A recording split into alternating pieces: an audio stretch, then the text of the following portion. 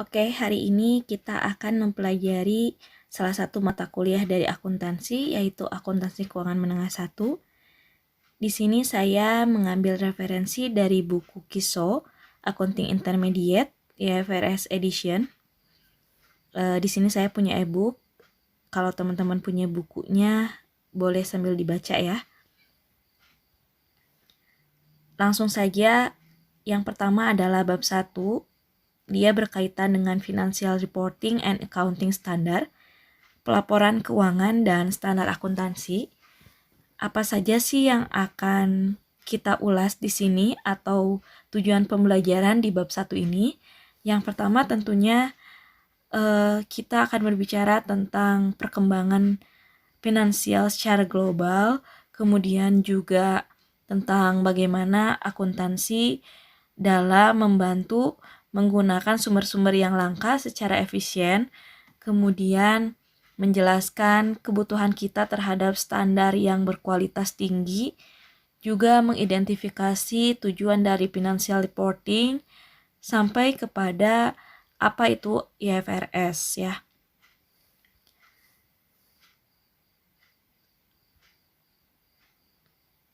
Nah, ketika kita berbicara tentang karakteristik dari akuntansi itu sendiri, sebenarnya kita telah sering membahasnya di akuntansi pengantar ya, bahwa akuntansi ini merupakan sebuah proses dari pengidentifikasian, pengukuran, dan juga mengkomunikasikan financial information atau informasi keuangan yang berkaitan dengan entitas ekonomi untuk keperluan interested parties atau yang sering kita sebut sebagai pihak yang berkepentingan.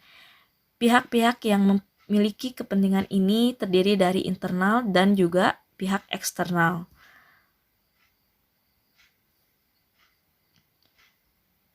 Nah, economic entity ini maksudnya adalah sebuah entitas ekonomi yang berkaitan dengan transaksi ekonomi, misalnya yang mana nantinya diproses untuk dijadikan sebagai financial information. Lahirlah sebuah laporan keuangan yang berisi neraca, kemudian laba rugi, arus kas, perubahan modal, dan juga catatan atas laporan keuangan. Adapun additional information atau tambahan informasi itu tergantung perusahaannya. Apakah misalnya mau ditambah dengan CSR-nya, informasi yang lainnya juga. Nah, berbicara tentang akuntansi dan alokasi modal, dikatakan di sini bahwa resource are limited. Sumber daya itu terbatas. Nah, maka perlu kita bicarakan tentang efisiensi dalam penggunaan sumber daya tersebut supaya kita tidak salah memilih. Kita di sini dalam arti pihak eksternal tadi ya. Pihak eksternal contohnya adalah investor dan kreditor. Bagaimana investor dapat menentukan secara tepat mereka ini akan invest di perusahaan mana? Karena sumber daya itu terbatas, jadi tidak mungkin mereka bisa invest di semua perusahaan, kemudian kreditor dapat meminjamkan uangnya di semua perusahaan. Itu kayaknya susah ya gitu, karena sumber daya kita itu tadi terbatas gitu. Nah, maka apa yang terjadi? Yang terjadi adalah muncullah kebutuhan terhadap financial reporting, pelaporan keuangan, karena dari financial reporting ini kita bisa menjadikan ia sebagai tools atau alat untuk menimbang atau menentukan keputusan mana yang tepat gitu ya oleh users. Itu dia bisa dijadikan sebagai pengambilan keputusan, decision gitu. Apakah mereka akan memutuskan untuk investasi di perusahaan ini atau tidak? Apakah akan meminjamkan atau tidak gitu ya. Nah, selanjutnya kalau misalnya mereka sudah menentukan, mereka akan mengalokasikan kira-kira berapa nih yang akan mumpuni untuk bisa menghasilkan profit yang besar misalnya, atau perusahaan ini akan bisa sampai jangka berapa lama nih mereka bertahan gitu ya. Dalam global market itu salah satu hal yang memang krusial untuk dibahas gitu ya. Bagaimana akuntansi ini bisa menjadi solusi untuk sumber daya yang terbatas. Khususnya untuk pihak eksternal memang. Nah, financial reporting tadi apakah cukup dengan adanya laporan keuangan tiap perusahaan tanpa standar atau tanpa peraturan yang diberlakukan? Tentu tidak ya. Pelaporan keuangan itu harus bisa dibaca oleh semua pihak. Mau misalnya kita berbicara di lokal di Indonesia maupun kita berbicara secara global. Nah, kalau misalnya kita berbicara global market, tidak bisa kita hanya berpatokan kepada peraturan yang berlaku di negara kita saja, tetapi kita harus mengikuti apa yang berlaku di negara lain juga, di semua negara gitu ya. Maka lahirlah standar-standar yang memang sesuai dengan kebutuhan semua negara ini secara internasional. International Accounting Standard. High quality standar ini memiliki beberapa elemen.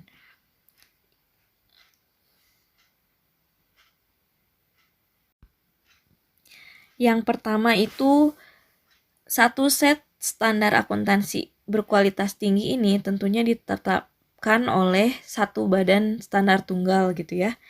Badan standarnya tuh ada gitu.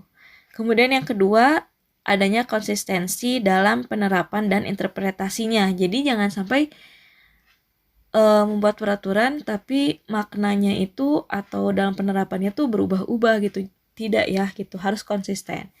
Kemudian pengungkapannya juga secara umum, kemudian standar auditnya dan prakteknya itu punya kualitas yang tinggi juga, pendekatan umum untuk meninjau peraturan dan penegakannya, kemudian juga educationnya ada gitu ya, pendidikan dan pelatihannya tuh ada,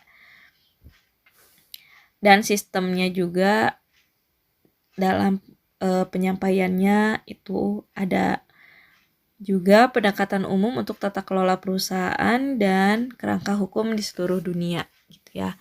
Jadi standar itu harus memenuhi 8 kualitas ini tuh supaya bisa diterima secara internasional di seluruh dunia.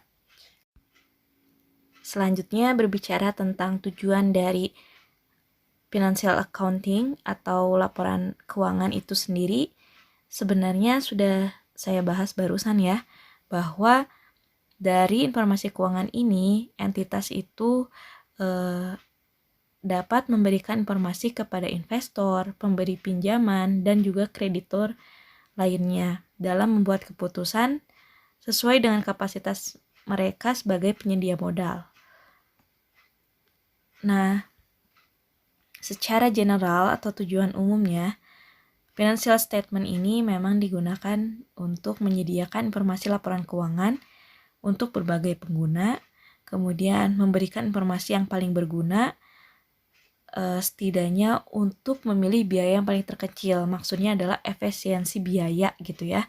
Kalau misalnya tidak ada financial statement, bagaimana kita bisa mengetahui bahwa selama ini perusahaan apakah misalnya biayanya sudah efisien atau belum, labanya sudah tinggi atau misalnya malah merugi gitu ya. Kemudian untuk penyedia modal atau investor dan kreditor sudah tentu dia adalah kelompok pengguna utama yang membutuhkan laporan keuangan dalam memutuskan untuk invest atau tidak gitu ya, menyediakan modal atau tidak.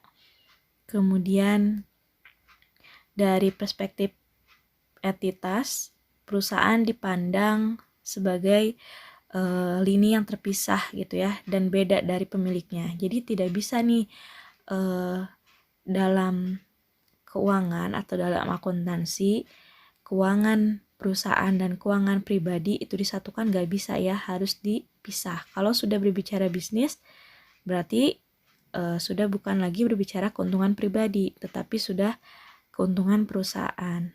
Maka harus ada pemisahan keuangan. Kemudian dalam pengambilan keputusan investor dia akan tertarik menilai perusahaan itu dilihat dari kemampuan perusahaan dalam menghasilkan cash flow bersih, kemudian juga kemampuan manajemen untuk melindungi dan meningkatkan investasi penyedia modal. Nah, jadi itu ya, 2 elemen penting yang akan dinilai oleh investor itu dia melihat 2 kemampuan tersebut, kemampuan manajemen dan juga kemampuan perusahaan ya. Berbicara tentang standard setting organization, ini secara internasional kita mengikuti peraturan IFRS, jadi bukan SAK ya. Kalau SAK hanya berlaku di Indonesia saja. Nah, IFRS ini disusun oleh International Accounting Standard Board. Ya, IFRS digunakan lebih dari 115 countries ya. Jadi bukan cuma 1-2, bukan hanya di ASEAN misalnya, bukan, tapi sudah 115 negara lebih bahkan ya. Lalu ada juga IOSCO. Kalau ini dia tidak menyusun accounting standar ya, tetapi lebih ke memastikan bahwa pasar global ini dapat beroperasi secara efisien dan juga efektif. Gitu.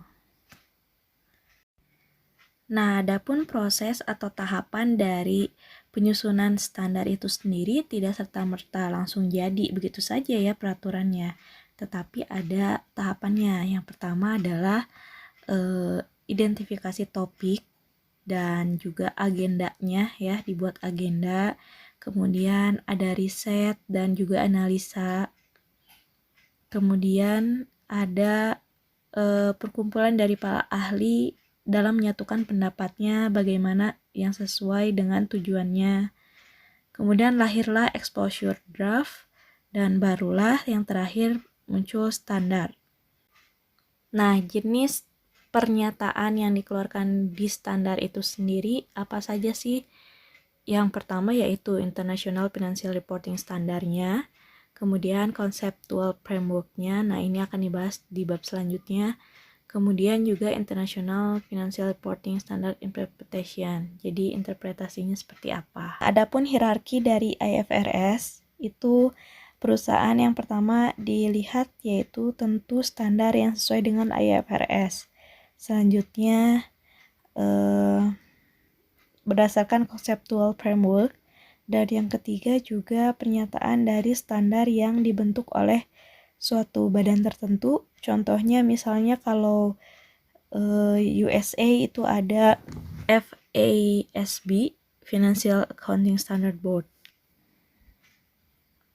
Nah, mungkin untuk pertemuan kali ini kita cukupkan sekian. Materi berikutnya akan kita bahas di pertemuan berikutnya. Sampai jumpa.